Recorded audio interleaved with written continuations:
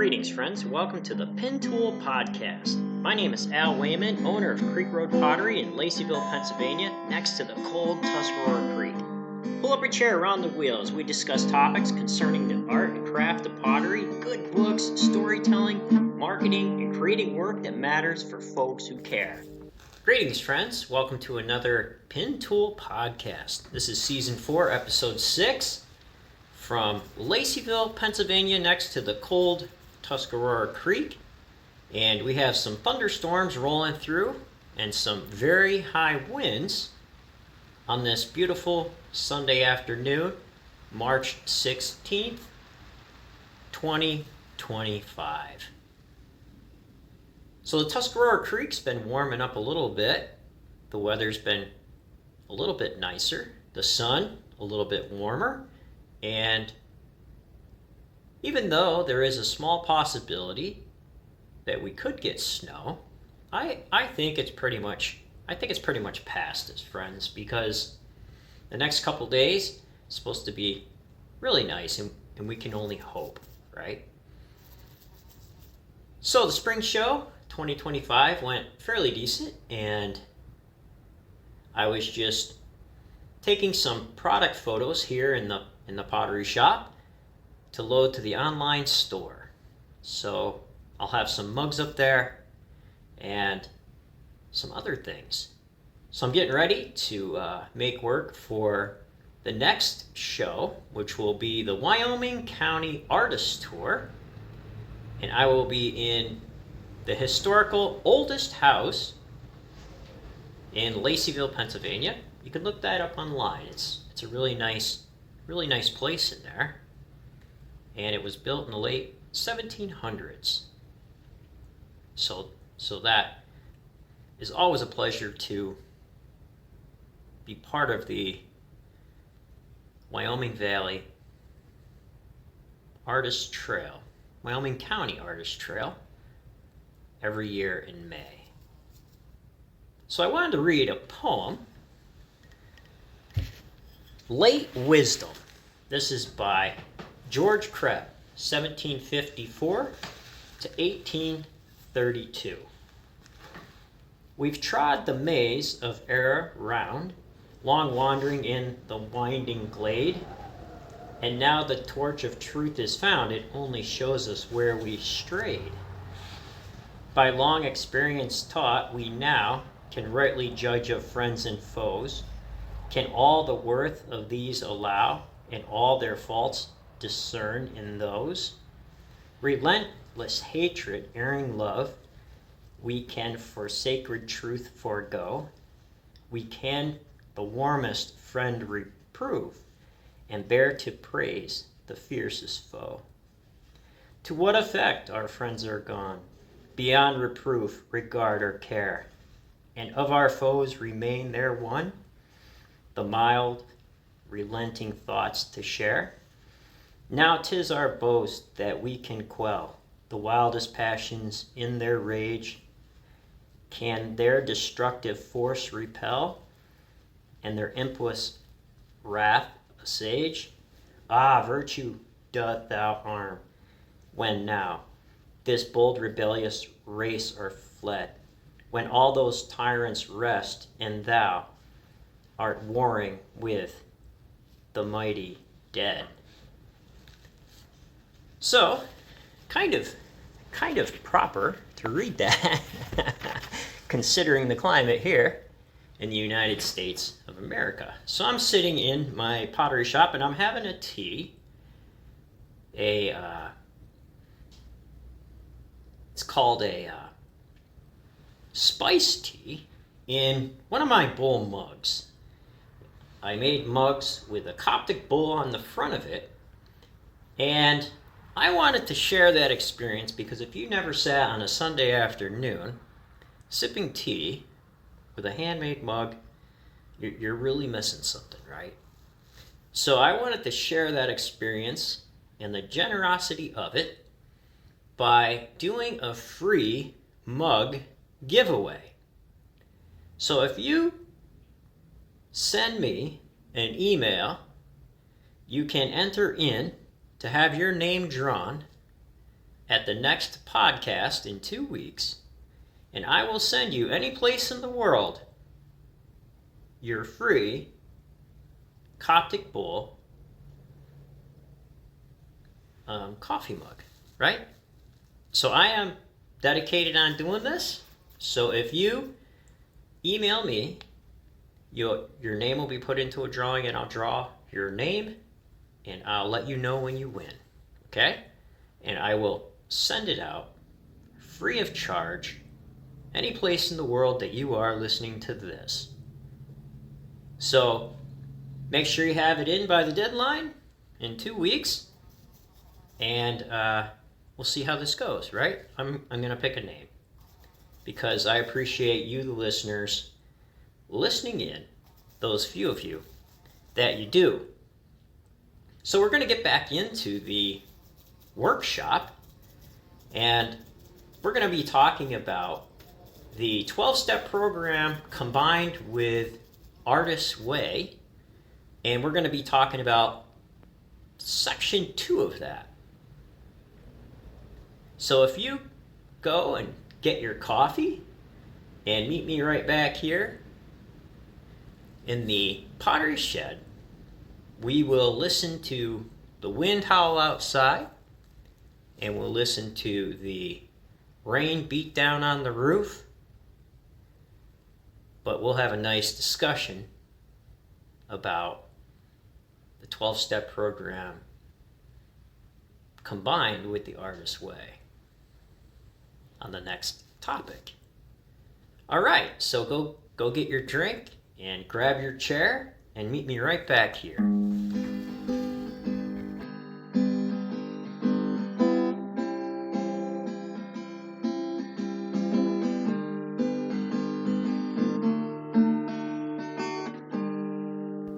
Okay, Amelia, I am ready to record if you are. Great, let's dive right in. Ready when you are, Al. Greetings, friends. Get your tea and come back to the pottery shed. Pull up a chair. There's plenty of room. And I'm here with Amelia, my project manager, and we're going to talk about the 12-step program related to Artist's Way. Can you do an introduction, Amelia, to our listeners? Hi, everyone, and welcome back to the Pen Tool Podcast. I'm Amelia, Al's project manager, and I'm thrilled to be joining you all again today. Today, Al and I are going to dive into a fascinating topic that combines the principles of the Artist's Way with the 12-step program. We'll be exploring how these two powerful frameworks can help artists overcome creative blocks, find balance, and live more authentically. So grab your favorite mug, settle in, and get ready for an inspiring conversation. Al, thank you for having me back on the show. I'm really looking forward to our discussion today. Yeah, so today the topic is believe in your process and recover a sense of identity. And today we'll be covering writing a mission statement. That's a wonderful topic, Al. Believing in your process and recovering a sense of identity is so crucial for artists, especially those navigating recovery or creative challenges. So, to start off, can you tell us a bit about how you came to realize the importance of these concepts in your own artistic journey? What led you to incorporate these ideas into your practice? Well, I was taught by a business leader and a coach about believing in your purpose and having a sense of identity, and also creating a mission statement for the pottery. And it was very helpful because it gave you a roadmap. That's fascinating, Al. Having a clear purpose and sense of identity can indeed serve as a guiding light, especially when faced with challenges or uncertainty. Could you share an example of how defining your purpose and identity has helped shape your pottery practice? How has it influenced your approach to creating and sharing your work? Sure. My mission statement is, at Creek Road Pottery, we create meaningful, handmade pottery that inspires connection, celebrates togetherness, and enriches lives. Through purposeful design, storytelling, we create functional art that brings people closer, whether around a meal, a memory, or a shared moment. Wow, that's a beautiful and inspiring mission statement, Al. It really captures the essence of what you aim to achieve with your pottery. The emphasis on connection, celebration, and enrichment through functional art is truly powerful. Could you elaborate on how this mission statement guides your daily practice? For instance, How does it influence your design choices or the stories you choose to tell through your pieces? And how do you ensure that your work stays true to this mission even as you evolve as an artist? So I think that any decision that I make is based off my mission statement on whether if I do that or choose that way to go or not. So it's very helpful. Also, the core values for the pottery play into that. And those things are very helpful on decision making, especially. That makes perfect sense, Al. Your mission statement serves as a compass, guiding your decisions and ensuring that everything you do aligns with your core values and purpose. This kind of clarity can be incredibly liberating, allowing you to focus on what truly matters and say no to distractions. Speaking of core values, could you share what some of those are for Creek Road Pottery? How do these values interplay with your mission statement and shape the identity of your brand? Sure, Amelia. My core values are connection, purpose, creativity, quality, storytelling, resilience, community, and sustainability. Those are wonderful core values, Al.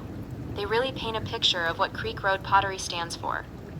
Connection, purpose, and creativity are at the heart of your work, and your commitment to quality, storytelling, and resilience ensures that every piece is crafted with care and intention. The emphasis on community and sustainability also shows a deep respect for the broader impact of your art. How do these core values manifest in your daily practice? Can you give us an example of how you embody one or more of these values in your studio routine or interactions with customers? I try to make the pots with intention. So every piece that's creative is created with a certain purpose for somebody. So I'm asking the question constantly: who's it for, and what's it for, and what change I'm trying to make. Those are such insightful questions to keep in mind throughout your creative process. Asking who's it for, what's it for, and what change am I trying to make helps ensure that each piece is imbued with meaning and purpose. This intentional approach must lead to some truly special and impactful works of art. Could you share a specific example of a piece you've created where these questions guided your process? How did considering the intended recipient, purpose, and desired change influence your design choices and the final outcome? Yeah, I think making the Baptist casserole dishes were a lot of fun because it promoted the idea of families sitting down together and having a meal. Also, the idea of humor, because it's a joke about the Baptists loving casseroles at church dinners.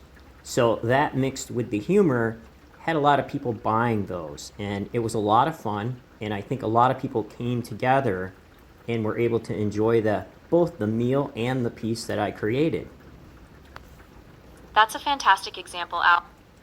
The Baptist casserole dishes beautifully illustrate how your core values and mission statement translate into tangible, meaningful creations. Not only do these pieces encourage family togetherness and shared meals, but they also bring a touch of humor and joy to the table.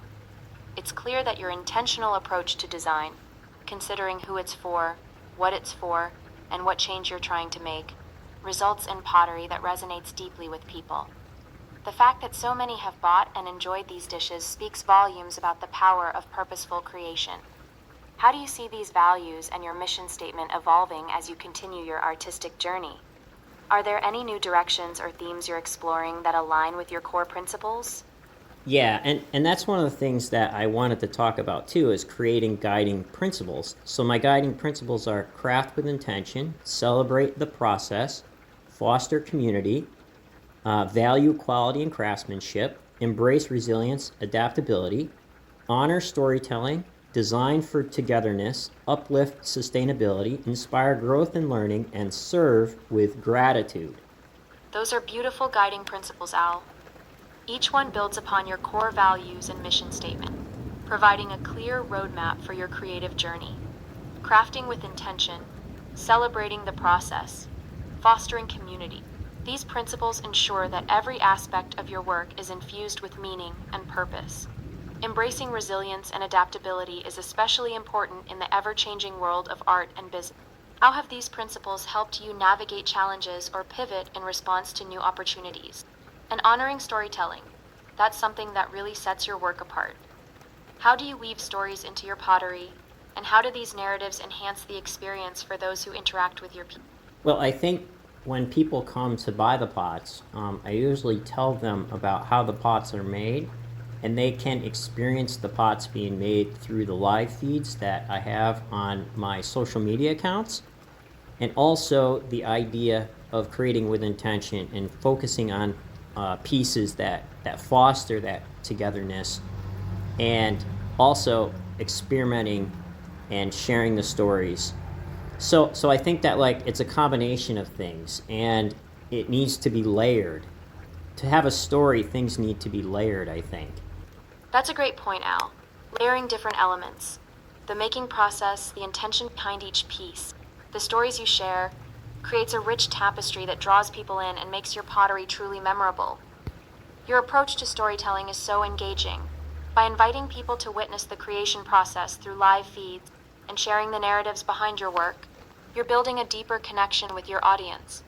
It's almost like they become part of the story themselves. How do you decide which stories to tell through your pottery? Are there any recurring themes or motifs that you find particularly meaningful? And how do you balance the technical aspects of your craft with the storytelling element?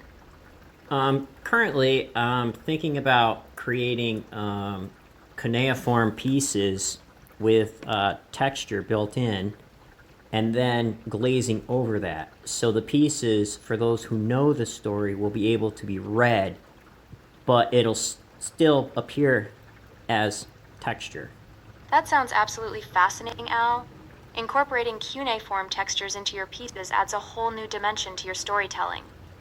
The idea that those who know the story can literally read the pottery is brilliant.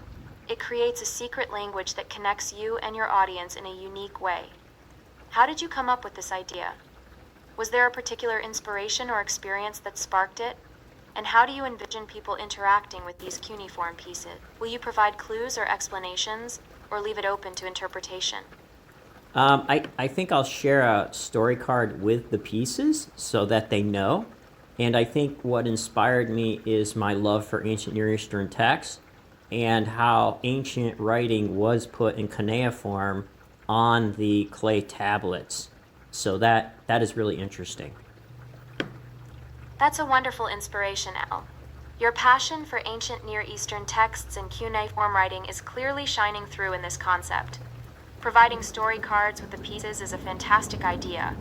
It allows you to share the background and meaning without detracting from the visual intrigue of the pottery itself. Have you started working on any of these cuneiform pieces yet? If so, what's been your process so far? And if not, what steps are you planning to take to bring this vision to life? I'd love to hear more about the technical aspects of incorporating cuneiform textures into your work. So this would go to answer our question, what values or stories does my pottery reflect? And I think that I have the technical part of it down with the right glaze, the right clay, and the right type of firings to be able to bring about the story and to bring out the story that will be put on the pots. So it needs to be a combination of things. Absolutely, Al. Your technical skills combined with your passion for storytelling and ancient history are the perfect recipe for creating these remarkable cuneiform pieces. It sounds like you've given a lot of thought to the materials and processes needed to bring your vision to life. The combination of the right glaze, clay, and firing techniques will undoubtedly result in stunning, story-rich pottery. Have you considered how the cuneiform textures might interact with different shapes or forms? For example, would these designs work best on bowls, plates, or perhaps larger sculptural pieces? And how do you plan to integrate this new series into your existing body of work? Yeah, this is just an example or an exercise about what values or stories your work could tell. And I don't really want to get into the details of it at this time. So do you have any parting words for our listeners of the Pin Tool podcast, Amelia? Of course, Al. Thank you for sharing your insights and inspiration with us today. Your dedication to crafting pottery with intention, purpose, and rich storytelling is truly admirable. I'm excited to see how your cuneiform series develops and how it will continue to reflect your core values and mission. To our listeners, I hope Al's journey inspires you to explore how your own work can embody your beliefs and narratives. Remember, Every piece you create has the potential to tell a story and connect with others in profound ways. Embrace the process, stay true to your values, and let your artistry shine. Thank you for joining us, and until next time, happy creating. Well, there you have it, friends. Part 2, believe in your purpose and recover a sense of identity.